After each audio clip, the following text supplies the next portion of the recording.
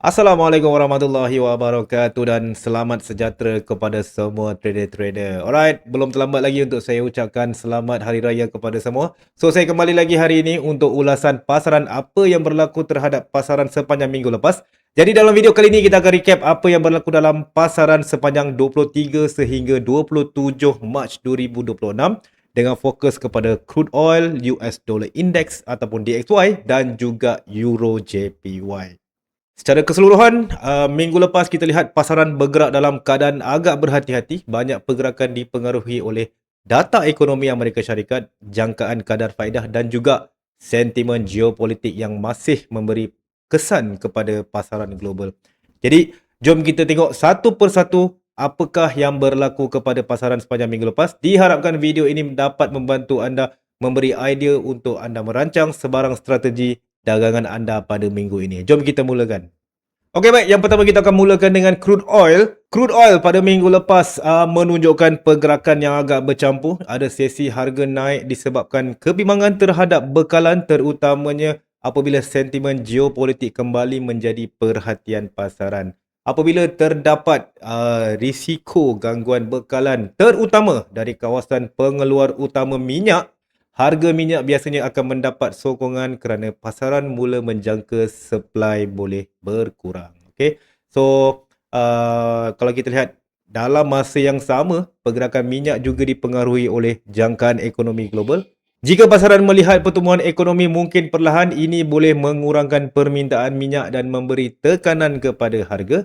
Sebab itu minggu lepas, kita nampak minyak bergerak naik dan turun tanpa arah yang terlalu jelas. So, jom kita lihat apa yang berlaku kepada carta crude oil. Baik, di hadapan anda ini merupakan carta crude oil. Pada time frame D1, anda boleh perhatikan harga minyak kembali ke paras $100 setong per barrel. Alright, so apa yang kita boleh perhatikan dekat sini, sentimen geopolitik masih lagi memain peranan terhadap harga minyak pada minggu ini. So, menurut analisa pasaran, sekiranya ketegangan geopolitik masih lagi belum mereda dalam 2 ataupun 3 minggu ini, kita menjangkakan crude oil bakal mencecah ke paras 150 USD setong. Okay, so apa yang kita boleh tengok dekat sini kalau pada time frame yang lebih kecil, pada time frame yang lebih kecil kita dapat lihat crude oil cuba untuk membuat penurunan harga pada 23 Mac 2026 tapi bersifat temporary. Harga mula rebound start daripada harga 85.56 per barrel dan kini harga kembali melonjak ke paras 102.92. Tak terlalu banyak sentimen analisa yang technical analysis yang kita boleh perhatikan. Namun kalau kita tarik satu trend line kat sini, apa yang kita boleh perhatikan bahawa ada crude oil masih lagi dalam bullish sentiment dan seperti yang kita sebutkan tadi, jangkaan kita selagi mana ketegangan geopolitik masih lagi belum mereda dalam minggu-minggu akan datang, kita menjangkakan harga minyak mentah akan terus meningkat di masa akan datang. So, berhati-hati untuk para trader yang memilih trade crude oil. Seterusnya kita akan pergi kepada mata wang dolar ataupun DXY. Sekarang kita lihat US dollar. Minggu lepas DXY menunjukkan pergerakan yang agak stabil dengan momentum sederhana. Pasaran masih sangat fokus kepada data ekonomi Amerika Syarikat dan jangkaan kadar faedah daripada Federal Reserve.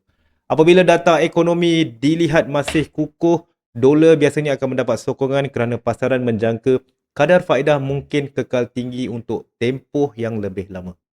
Namun kalau kita lihat dalam beberapa sesi, kita juga nampak momentum dolar menjadi perlahan apabila pasaran mula menilai semula kemungkinan perubahan dasar monetary pada masa hadapan pada bila-bila masa akan diumumkan oleh Federal Reserve. Jadi kalau kita lihat secara keseluruhan, dolar minggu lepas bergerak dalam keadaan berhati-hati dan banyak dipacu oleh data itu sendiri. Jom kita lihat apa yang berlaku kepada carta DXY. Okey, ini merupakan carta DXY ataupun Dollar Index. Apa yang kita boleh perhatikan di hadapan anda ni merupakan time frame D1.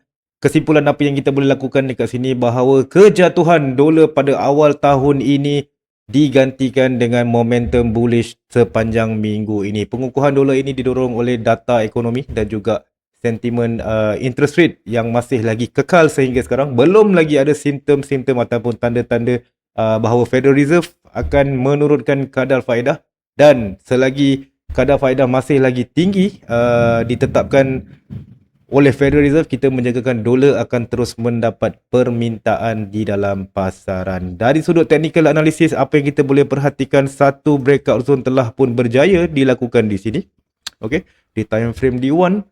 So kalau kita perhati dengan lebih dekat, berlakunya membuat lower low, paras resistance signifikan yang berjaya ditembusi oleh pasaran. Apa yang anda boleh perhatikan, price berjaya dipecahkan dan sekarang ini retracement pun telah berlaku dan pasaran sedang mula mengorak langkah naik ke atas. So kita menjagakan USD pada minggu ini mungkin akan mencuba mencari ke paras next significant support significant resistance, yang mana seperti saya tandakan di sini, kita menjangkakan di sini merupakan satu zon yang akan menentukan sama ada dolar index akan terus mengukuh ataupun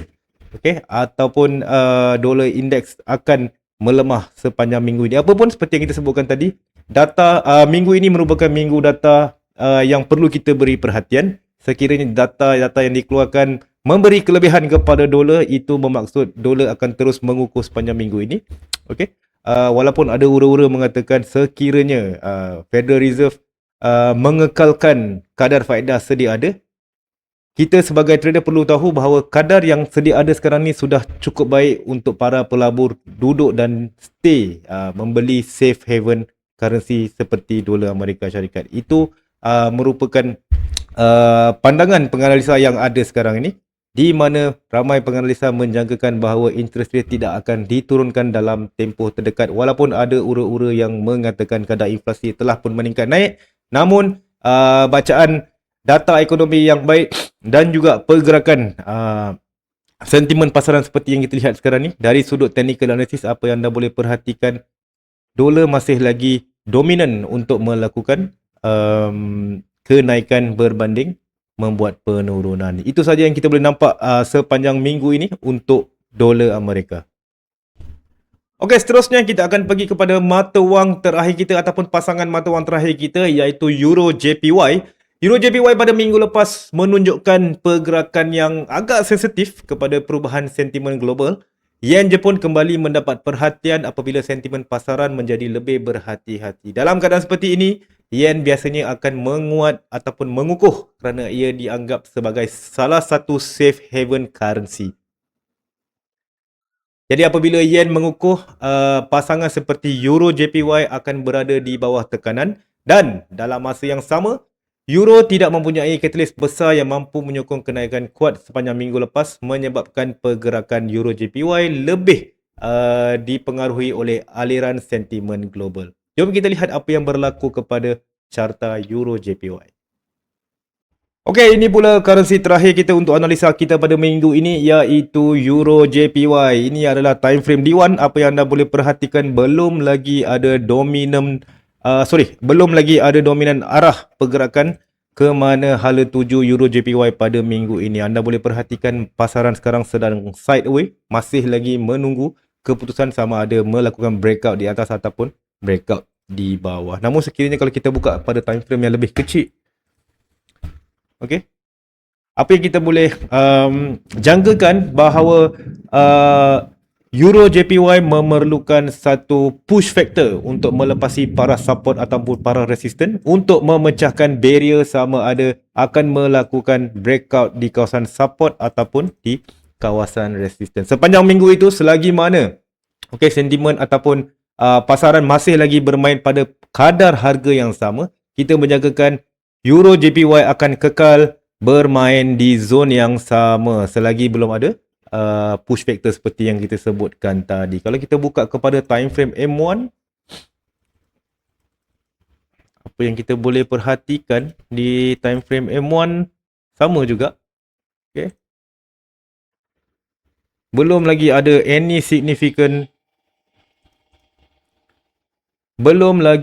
significant movement ataupun pergerakan arah ke manakah Euro JPY bakal pergi pada minggu ini. Tapi kalau anda boleh perhatikan kat sini, zone trendline yang seperti saya tandakan, triangle ni, anda boleh perhatikan sini telah berlakunya satu breakout zone, okay, daripada triangle. So ada possibility, ada chances dan possibility mungkin akan berlaku short buy untuk mencuba paras resistance seperti yang kita tandakan di atas tadi. Okay. Dan anda nampak sekarang retracement sedang berlaku. Kita menjangkakan mungkin pasaran sedang membuat short buy seperti yang kita tandakan dalam time frame H4 sebentar tadi. Tapi seperti anda tengok kat sekarang ni, ini merupakan time frame H1. Okay, ini bukannya trend ataupun bukannya major trend kalau kata pergerakan naik ke atas, tapi apa yang kita boleh confirm dekat sini daripada time frame kecil, ada satu small significant movement yang mana breakout kecil telah berlaku, dan saya menjangkakan bahawa pergerakan buy ini adalah lebih bersifat temporary untuk retest di kawasan resisten yang kita tandakan di atas. Apa-apa pun, perhatikan sentimen data dan sentimen geopolitik seperti kita sebutkan tadi. Sebab pada minggu ini data driven, seperti yang saya kata tadi, data driven yang akan menentukan pergerakan besar-besaran pasaran pada minggu ini. So kalau kita nak ringkaskan kesimpulan pada minggu lepas, minyak bergerak bercampur dipengaruhi oleh faktor geopolitik dan juga jangkaan data ekonomi. Dolar pula kekal stabil dan sensitif kepada data ekonomi US, manakala Euro JPY pula banyak dipengaruhi oleh sentimen risiko global dan juga pergerakan yen. Tema utama minggu lepas adalah pasaran masih berhati-hati dan data driven, dengan sentimen geopolitik terus memainkan peranan penting di dalam pasaran. Untuk trader, keadaan seperti ini bermaksud pasaran boleh berubah arah dengan cepat, jadi risk management tersangatlah penting untuk strategi dagangan anda pada minggu ini. Itu saja ulasan pasaran minggu lepas untuk crude oil, DXY dan juga Euro JPY. Diharapkan analisa ini akan membantu anda untuk memahami sentimen pasaran dengan lebih jelas untuk menentukan strategi dagangan anda. Kalau anda suka konten seperti ini, jangan lupa like, share dan subscribe untuk lebih banyak analisa pasaran setiap minggu. Kita jumpa lagi pada minggu depan. Saya Ahmad Yasir. Bye-bye.